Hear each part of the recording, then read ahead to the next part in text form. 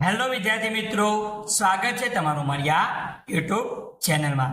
આજે આપણે વિડીયોમાં ભણવાના છીએ ધોરણ 5 વિષય ગણિત, જેમાં આપણે અસાઇનમેન્ટનું સોલ્યુશન જોઈ રહ્યા છીએ। આજે આપણે આ વિડીયોમાં પ્રશ્ન 2 નીચેના દાખલા ગણો જોવાના છીએ। જો તમે મારી ચેનલ નવા હો તો સૌપ્રથમ ચેનલ સબસ્ક્રાઇબ કરી બેલ આઇકોનને ઓન કરી દો, અને જો વિડીયો ક્વોલિટી ડાઉન લાગે તો ઉપર સેટિંગમાં જઈને ક્વોલિટી વધારી દો। જોઈશું આપણે આગળ નીચેના દાખલા ગણો, જેમાં આપણને પ્રકરણ 3 આપેલું છે। વિદ્યાર્થી મિત્રો, નીચેના આકારોમાં છાयांकित ભાગનું ક્ષેત્રફળ શોધો અને લખો। એક ચોરસ બરાબર એક ચોરસ સેમી ક્ષેત્રફળ થાય। વિદ્યાર્થી મિત્રો, આપણને આગળ પહેલો આકાર આપેલો છે, બરાબર? તો આનું ક્ષેત્રફળ કેટલું થશે એ આપણે શોધવાનું છે। તો શું કરીશું આપણે? સૌથી પહેલા આપણે આખા ખાના ગણીશું। તો આખા ખાના કેટલા આપેલા છે આપણને? તો જોઈશું આમાં 1 2 3 4 5 6 7 8 9 10 11 12 13 14 15 16 17 18 19 20 કુલ કેટલા ખાના છે? 20 ખાના આપેલા છે, માટે આનું ક્ષેત્રફળ થશે 20 ચોરસ સેમી। કેટલું થશે? 20 ચોરસ સેમી। વિદ્યાર્થી મિત્રો, બીજા નંબરની આકૃતિ જોઈએ તો આપણે આવી આપેલી છે, આમાં કેટલાક આખા ખાના પણ છે અને કેટલાક અડધા ખાના પણ છે। જોઈએ આખા ખાના જોઈએ તો આ 1 2 3 4 5 6 7 8 8 આખા ખાના આપેલા છે, માટે એનું ક્ષેત્રફળ થશે 8 ચોરસ સેમી। હવે જોઈએ તો અડધા ખાના કેટલા છે? તો આ આપણે જોઈશું તો આ 1 અને આ 2 અડધું ખાનું છે। હવે આપણે આ જે જોઈએ ને એ અડધા ખાના નથી, તમે જો અડધા કરતા પણ કેવા છે?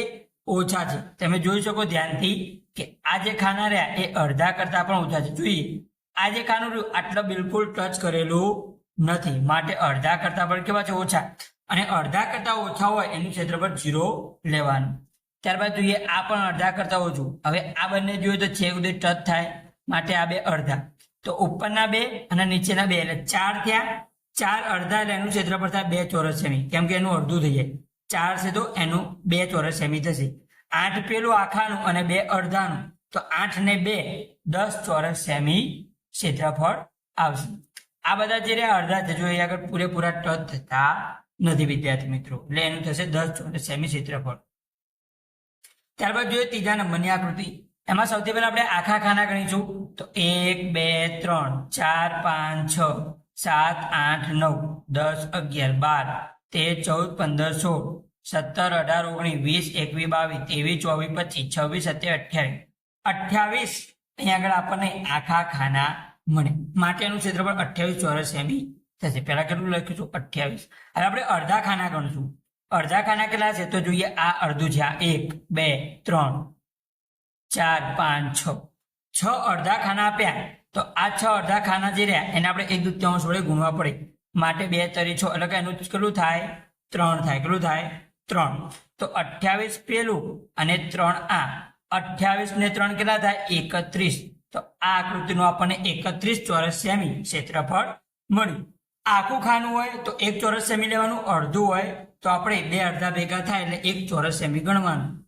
ત્યારબાદ જો આપણે ચોથા નંબરની આકૃતિ વિદ્યાર્થી મિત્રો, આમાં આપણને આખા ખાના 1 2 3 4 5 6 7 8 9 10 10 11 12 13 14 15 16 17 18 આપણને આખા ખાના આપેલા છે। ત્યારબાદ આપણે અડધા જોઈએ તો આ 1 અડધું, આ 2, આ 3, આ 4 5 6 7 અને 8 8 અડધા ખાના આપ્યા, તો આપણે એને 1/2 વડે ગુણવું પડે। તો 8 ના અડધા કેટલા થાય? 4 થાય। તો 18 માં આપણે 4 શું કરવાના? ઉમેરવાના। તો 18 ને 4 22 ચોરસ સેમી આનું ક્ષેત્રફળ થાય। તમારે એનો ડાયરેક્ટ જવાબ જ લખવાનો છે પરીક્ષામાં, બીજું કશું કરવાનું નથી વિદ્યાર્થી મિત્રો। અને જો તમારે ધોરણ 5 ના ગણિતનું પેપરનું સોલ્યુશન જોઈતું હોય તો તમે નીચેની ડિસ્ક્રિપ્શનમાં એની લિંક મૂકેલી છે, એના પરથી તમે જોઈ શકો છો વિદ્યાર્થી મિત્રો। ત્યારબાદ જોઈશું આપણે આગળ બીજા નંબરનો પ્રશ્ન, નીચેના આકારોની પરિમિતિ શોધો। અહીંયા આગળ આપણને કેટલાક આકાર આપ્યા છે, એ આકારની આપણે પરિમિતિ શોધવાની છે વિદ્યાર્થી મિત્રો। જોઈએ આપણે પહેલો આકાર। હવે આપણને આ આકારમાં આ બાજુનું માપ 2 સેમી આપ્યું, આનું માપ 3 સેમી, આનું માપ 4 સેમી. અહીંયા આગળ આપેલું નથી, એનો મતલબ કેટલા થાય? આનું માપ 3 થયું તો આનું કેટલું આવશે? 3 સેમી થશે. ત્યારબાદ આ બાજુનું માપ 2 સેમી તો આ બાજુનું માપ પણ કેટલું થાય? 2 સેમી થાય. કેટલું થાય વિદ્યાર્થી મિત્રો? 2 સેમી થાય. હવે આપણને પરિમિતિ શોધવાની કીધી. પરિમિતિનો મતલબ શું? કે બધી બાજુનો સરવાળો કરવાનો. શું કરવાનું? બધી બાજુનો સરવાળો કરવાનો. હવે તમે લખી શકો કે પરિમિતિ બરાબર 2 સેમી વત્તા 2 સેમી વત્તા 3 સેમી વત્તા 4 સેમી વત્તા 3 સેમી. આ બધી બાજુના માપનો શું કરવાનો? સરવાળો વિદ્યાર્થી મિત્રો. તો 2 વત્તા 2 4, 4 ને 3 7, 7 ને 4 કેટલા થાય? 11, 11 ને 3 14 જવાબ આવે. 14 સેમી. બરાબર. પહેલા આકારની આપણને પરિમિતિ મળી વિદ્યાર્થી મિત્રો. ત્યારબાદ જોઈએ બીજા નંબરની આકૃતિ. બીજા નંબરની આકૃતિ આપણને આવી આપેલી છે. હવે આની આપણે પરિમિતિ શોધવી હોય તો પેલા બધી બાજુ આપણે માપ લખી દઈશું. અહીંયા આગળ જોઈએ તો આનું માપ 2 સેમી તો આનું માપ 2 સેમી થશે. બરાબર. અહીંયા આગળ પણ કેટલું? આનું માપ 2, આનું 2, અહીં નીચે આપેલું હોય તો 2, અહીંયા આગળ પણ 2 થશે. આનું માપ 1, આ જે બાજુ રહી એનું માપ થશે 2, આનું માપ આપણને અહીંયા આગળ આપેલું છે 2 તો 2 લખે. આ રીતે દરેક બાજુનું પેલા માપ લખી દેવાનું. હવે બધી બાજુના માપનો શું કરવાનું? સરવાળો. અહીંયા આગળ 1 સેમી આપ્યું તો 1 વત્તા આ બાજુનું માપ 2, 2 ને 1 3, 3 વત્તા આ બાજુનું માપ 2 5, 5 ને આ 2 7, 7 ને 2 9, 9 ને 2 10 11, 11 ને આ બાજુનું માપ 1, 11 ને 1 12, 12 ને 2 14, 14 ને 2 કેટલા થાય? 16, 16 ને 2 18, 18 ને 2 કેટલા થાય? 20, 20 ને આ 2, 20 ને 2 22 સેમી. તો આ આખા આકૃતિને આપણને પરિમિતિ કેટલી મળી? 22 સેમી મળી. બધી બાજુનું શું કરવાનું? સરવાળો. કોઈ પણ બાજુ રહી જવી જોઈએ નહીં. તમને અમુક બાજુના માપ આપ્યા છે ને અમુક નહીં આપ્યા તો તમારે જાતે લખી દેવાના છે, જે રીતે મેં લખ્યા છે. આનું 1 સેમી તો સામેનું 1 સેમી થાય. આ 2 સેમી તો આ 2 સેમી થાય. આ 2 સેમી તો આ 2 સેમી. આ 2 તો આ 2, આ 2 તો આ 2. એ રીતે તમારે જાતે લખીને પરિમિતિ શોધવાની છે વિદ્યાર્થી મિત્રો. ત્યારબાદ જોઈએ ત્રીજા નંબરની આકૃતિ. લંબચોરસ આપેલો છે. આનું માપ 2 સેમી તો આ સામેની બાજુનું માપ કેટલું થશે? 2 સેમી થશે. આ 4 સેમી તો 4. હવે આપણે આની પરિમિતિ શોધવી છે તો બધી બાજુનું શું કરીશું? સરવાળો. 4 માં 2 ઉમેરીએ તો 6 થાય, 6 માં 4 ઉમેરીએ તો 10 થાય, 10 માં 2 ઉમેરીએ તો 12 થાય. તો આ મેં જે રીતે તમને એકવાર લખીને શીખવાડ્યું એ રીતે તમારે પરીક્ષામાં લખવાનું છે. તો જવાબ આવશે 12 સેમી. ત્યારબાદ જોઈએ ત્રીજા નંબરની આકૃતિ. આપણે ત્રિકોણ આપેલો છે. આ ત્રિકોણની પરિમિતિ શોધવાની. તો શું કરીશું? ત્રિકોણના ત્રણેય બાજુનો સરવાળો કરી દેવાનો. 6 સેમી વત્તા 5 સેમી વત્તા 7 સેમી. 6 માં 5 ઉમેરીએ તો 11 થાય, 11 ને 7 18 સેમી જવાબ આવે. કેટલો આવે? 18 સેમી. આ રીતે આપણે આકારોની પરિમિતિ જોઈ વિદ્યાર્થી મિત્રો. ત્યારબાદ જોશું વિદ્યાર્થી મિત્રો આપણે આગળ ત્રીજા નંબરનો પ્રશ્ન. નીચેના આકારોના ક્ષેત્રફળ શોધો અને લખો.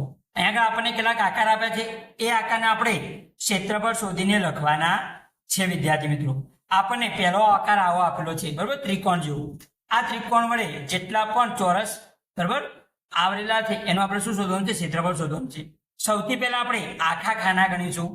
તો 1 2 3 અને આ જે જો તમે આ આખે આખો નથી પણ આખા કરતા અડધા કરતા શું છે? વધારે.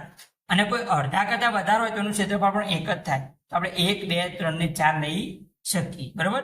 ત્યારબાદ આ પણ અડધા કરતા વધારે છે. જો આખો નથી પણ અડધા કરતા વધારે તો એનું પણ આપણે 1 સેમી લઈ શકીએ. 4 ને 1 5 સેમી થયું. હવે આ બંને જોઈએ. આ બંને જે રહ્યા આ રહ્યું અને આ રહ્યું એ બંને કેવા છે? અડધા અડધા. બે અડધા ભેગા થાય તો 1 ચોરસ સેમી થાય.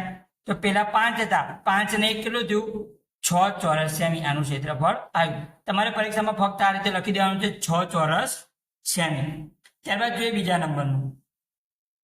આપણે આવો ચોરસ જેવો આકાર આપેલો છે. હવે આનું આપણે ક્ષેત્રફળ શોધવાનું તો ગણીશું આખા ખાના 1 2 3 4 5 6 7 8 9 9 ખાના થયા તો 9 ચોરસ સેમી આનો જવાબ આવશે વિદ્યાર્થી મિત્રો. ત્યારબાદ જોઈએ આપણે ત્રીજા નંબરનું. ત્રીજા નંબરની આકૃતિ આપણને આવી આપેલી છે. તો આપણે આખા ખાના ગણીશું 1 અને 2. બે આખા ખાના છે. આ બે જોઈએ તો એ અડધા કરતા પણ ઓછા છે તો એનું આપણે 0 લઈ લેવાનું. ત્યારબાદ આ જોઈએ તો એ અડધા કરતા વધારે છે તો આપણે એનું 1 લઈ શકીએ, બરોબર. 1 અને આ 1, 2, 3, 4. તો આનું શું થયું? 4 ચોરસ સેમી ક્ષેત્રફળ આપણને મળ્યું વિદ્યાર્થી મિત્રો. ત્યારબાદ જોઈએ આપણે આગળ ચોથા નંબરની આકૃતિ.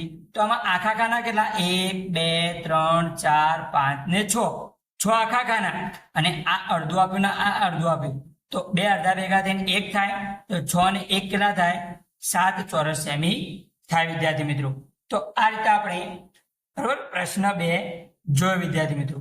હવે જો વિદ્યાર્થી મિત્રો તમને વિડીયો ગમ્યો હોય તો વિડીયો લાઈક કરો, આ વિડીયો તમારા મિત્રોને શેર કરો અને મારી આ ચેનલ સબસ્ક્રાઇબ કરી બેલ આઇકોનને ઓન કરો વિદ્યાર્થી મિત્રો. અને જો તમારે ગણિતનું પ્રથમ પરીક્ષાનું પેપર સોલ્યુશન જોવું હોય તો નીચે લિંક મોકલી છે અને તમને અહીંયા આગળ સ્ક્રીન પર પણ દેખાતું હશે.